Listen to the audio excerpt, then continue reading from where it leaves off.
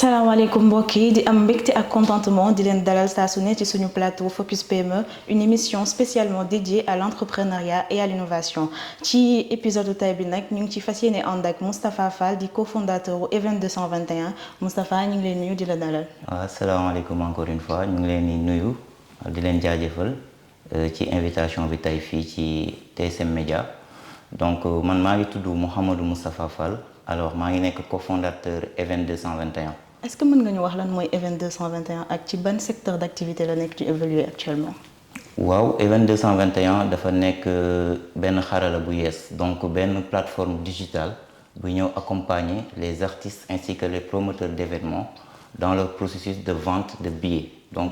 Event 221 da koy def de façon mu nekk en ligne donc par rapport ak la méthode traditionnelle bi nga xamante ni dañ doon dem di yóbbu billets yooyu dans ce qu'on appelle des points de vente physiques. Est-ce que mën nga ñu wax yan façon billet ak yan façon ticket ngeen di proposer seen clients yi. waaw parce que bu ñu waxee Event 221 dafa ñëw pour digitaliser ce qu'on appelle le processus de vente de billets de façon traditionnelle donc dootul nekk billet bi nga xamante ni nit bi da koy mën a laal comme ni nga ko doon gisee ci méthode traditionnelle yi donc si on parle de la digitalisation day nekk billet bi nga xamante ni promoteur d'événement bi ou bien l'artiste buy jaay ay billets événement am da koy jaarale ci plateforme Event 221 du coup bépp participant bu bëgg a participer ci événement bi day dugg ci bile plateforme après jënd ticket am mais de façon électronique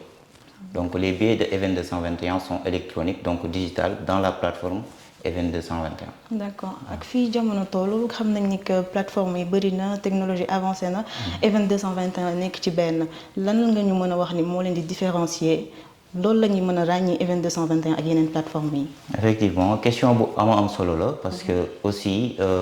plateforme yi ni mel yuy def lu Event 221 di def donc mën naa wax ne bëri na ci àdduna bi particulièrement bëri na ci Sénégal. Donc je ne veux pas citer de nom mais déjà Event 221 ce qui lui démarque des autres plateformes mooy que ni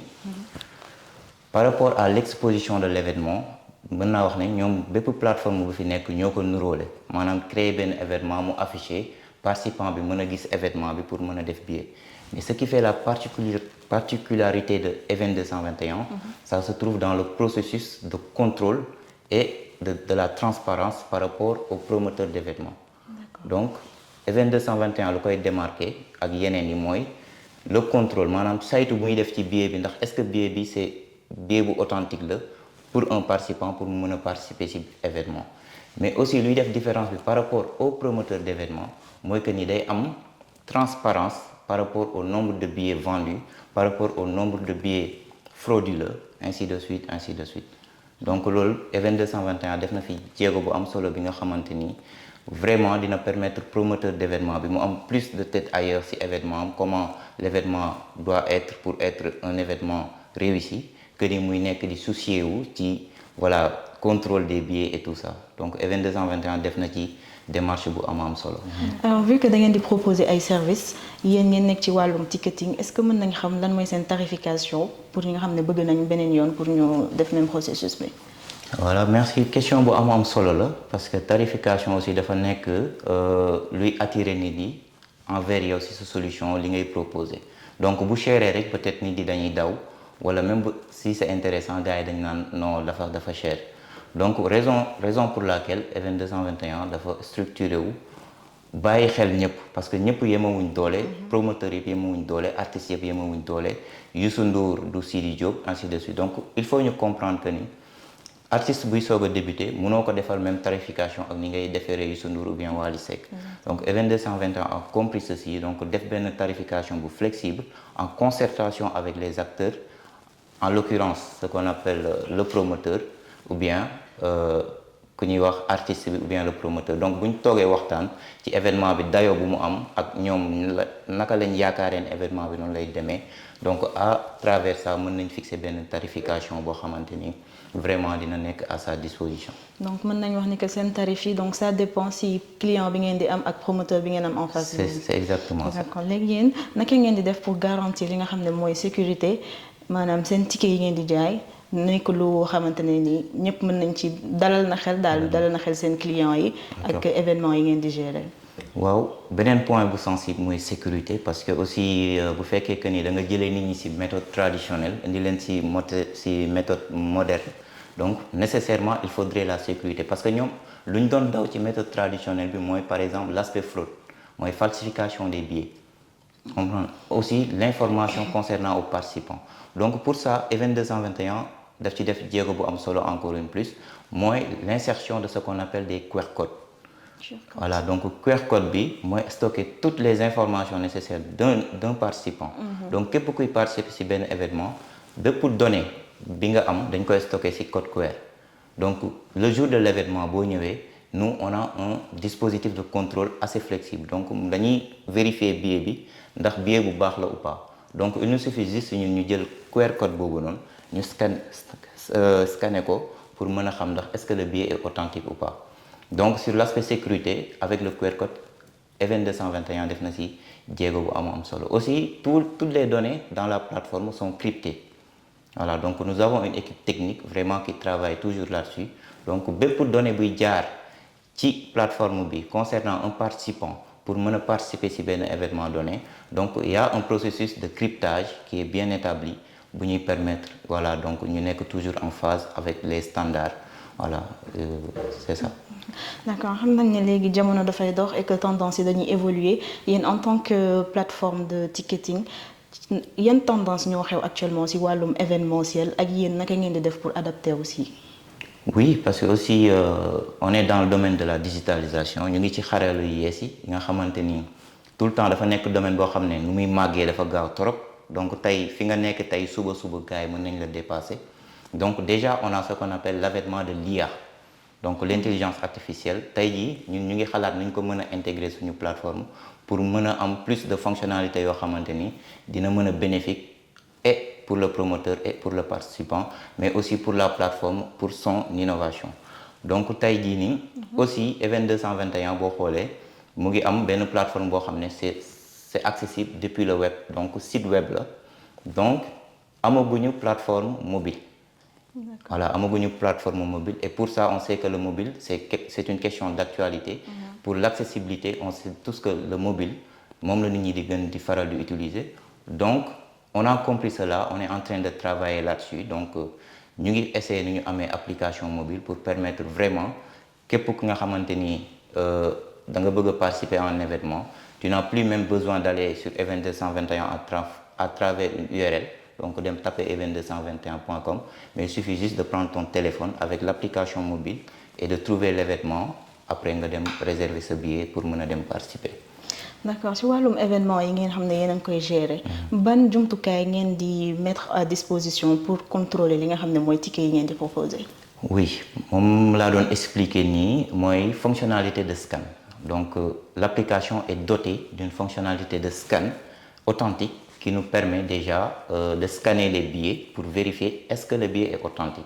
Donc pour ça utilisateur bi je veux dire le participant bu jëndee billet ba pare ba stocké ko ci téléphone am de façon électronique. Donc le jour de l'événement il va se présenter avec ce code QR là donc nous on a un dispositif de contrôle avec des appareils de scan qui va nous permettre de scanner automatiquement le code QR du participant et pour vérifier donc l'authenticité pour xam ndax est-ce que moom am na accès ci événement bi. Voilà donc processus bu simple la il suffit juste de scanner et voilà donc d'aboutir à une conclusion que ni mën na participer ou bien mënul participer. D'accord si activité domaine bi ngeen nekk di évoluer nii. xam naa warul ñàkk ay défis yoo xamante ne yéen a ngi koy jànkonteel yan jafe-jafe ngeen nekk di jànkonteel actuellement. waaw boo xoolee tout ce qui se passe en ligne de façon générale dans la digitalisation c'est ce qu'on appelle la fraude donc fraude yi dafa bëri partout nekkul sax ci événementiel kese mais ci événementiel aussi de la même manière que gars yi nañu doon falsifier ay billets de façon traditionnelle dem jël billet xool design bi nu mel nga reproduire comme ça def sa tour ñëw présenter wu pour wane ne jënd nga alors que jëndoo de la même manière ça existe dans la digitalisation. Donc nit yi mën nañ dem falsifier benn code QR def simulation ainsi de suite pour ñëw présenter wu donc c'est surtout la fraude donc mënuñu wax ne on est passé de la méthode traditionnelle à la méthode digitalisation qu'on a éradiqué ce problème-là. Effectivement, il y a des fraudes, mais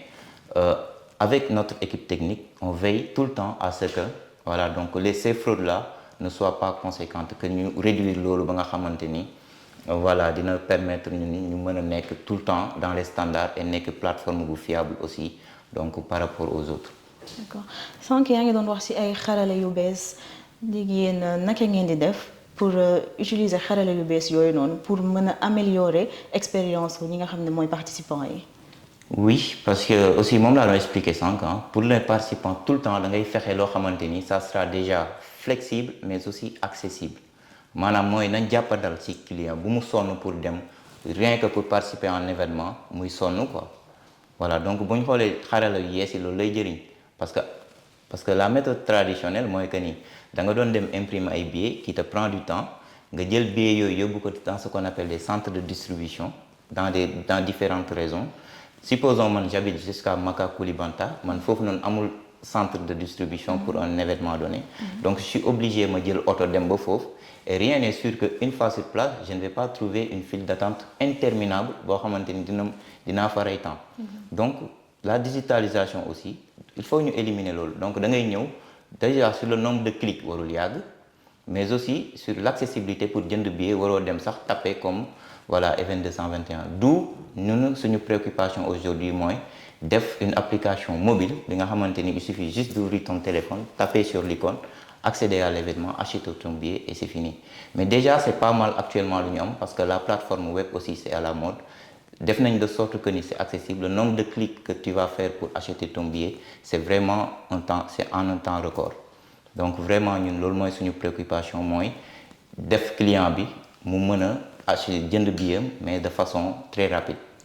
Voilà. Donc bi Event 221 nekkee bi ngeen ko lancé wee ba léegi. yan collaboration ngeen ñu mën a wax def ngeen ko te jot na réussir. Oui, il y a plusieurs événements yi nga xamante ni collaboré nañ ko mu réussir récemment on avait déjà un événement à couvrir. Pour la petite anecdote, il y avait Nino qui devrait venir au Sénégal, donc le 30 décembre passé. Donc c'est Event 221 qui devrait couvrir l'événement. Donc aussi, il y a ce qu'on appelle des structures telles que artistes.sn, avec qui on travaille de façon très étroite, voilà, dans le but de tisser ce qu'on appelle l'économie culturelle et créative au Sénégal. Donc on est vraiment en collaboration avec différentes structures du domaine, avec des artistes, avec des promoteurs, pour qui on est en train de discuter tous les jours pour voir ñun naka lañ mën a améliorer loolu.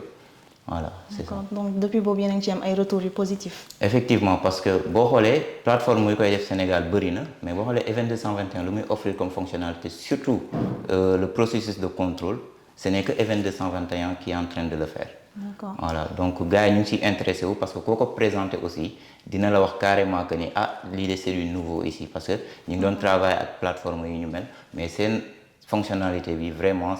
c'est une valeur ajoutée. D'accord. Est-ce que am ngeen ay projets à long terme wala pour le futur? Oui, parce que si on a établi un tel projet mooy que ni déjà être en rapport avec ce qu'on appelle les licornes du milieu, c'est-à-dire que ni pourquoi pas à chaque fois ñu ngi ci démarche yooyu à chaque fois Wally di dem Zénith ou bien Youssou Ndour di dem je sais pas Bercy que mun am Event 221 comme partenaire. Parce que lu mën a nekk la parce que Event 221 a ce qu'on appelle à la solution. Parce que du moment où yow am nga solution bi rek donc lépp loo soxla rek mooy ce qu'on appelle la collaboration si l'information passe et que ñi ci war a jot ci pour man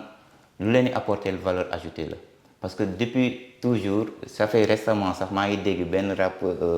benn musicien bu mag di doon def concert et j'entends au milieu du concert que ni prochain concert am ku bëgg billet bon wooteel ci téléphone bi je me dis que on est au 21e siècle au Sénégal toujours avec ce qu'on appelle son nom qu'il a l'artiste il continue de faire ces tâches-là de façon manuelle alors qu'il y a des plateformes qui sont en mesure de le faire ici au Sénégal donc lu mën a nekk la lu leen apporter valeur ajoutée la donc Event 221 vraiment voilà donc mu ngi fii daal pour aider artistes donc ku pare pour lancer wu ku pare pour am innovation ci yow li ngay def en tant qu'artiste ou bien promoteur vraiment je te conseille fortement de nous contacter d'adhérer à Event 221 pour mën a am voilà donc intéressant en tout cas c'est très très très intéressant et j'espère que sénégalais dinañ ci gën a gis seen bopp incha allah. alors loolu moo nekkoon suñuy question tey lan mooy sa dernier mot Moustapha. voilà donc merci encore une fois de l'opportunité que vous m'avez offerte pour être ici parler d'innovation et voilà de projet donc ñu ngi leen di jaajëfal daal ci rafetlu aussi li ngeen ñu invité fii tey. donc daal maa ngi lancé bépp acteur du milieu képp ki nga xam ne yaa ngi ci domaine de l'événementiel que ni ngay jéem a adopté yow ci sa démarche solution yu ñu mel tel que Event 221 tel que tant d'autres plateformes parce que nous tous on est là on n'est pas venu pour dire que Event 221 moo fi nekk yeneen yi nekkuñu fi quoi mais on est là juste pour faire avancer les choses pour apporter notre pierre à l'édifice donc j'invite tout le monde à adhérer dans ces genres de solutions surtout la plateforme Event 221 pour vraiment comme on dit rentabiliser ces événements voilà donc merci beaucoup. mu nekkoon seen émission Focus PME ñu àndoon si ak Moustapha Fall di cofondateur Event 221 benn plateforme buy defar ay tickets ak gestion de événements ñu ngi leen di jaajëfal ñu ngi leen di jox rendez-vous ci beneen émission bu Focus PME ci TSM Business à très bientôt.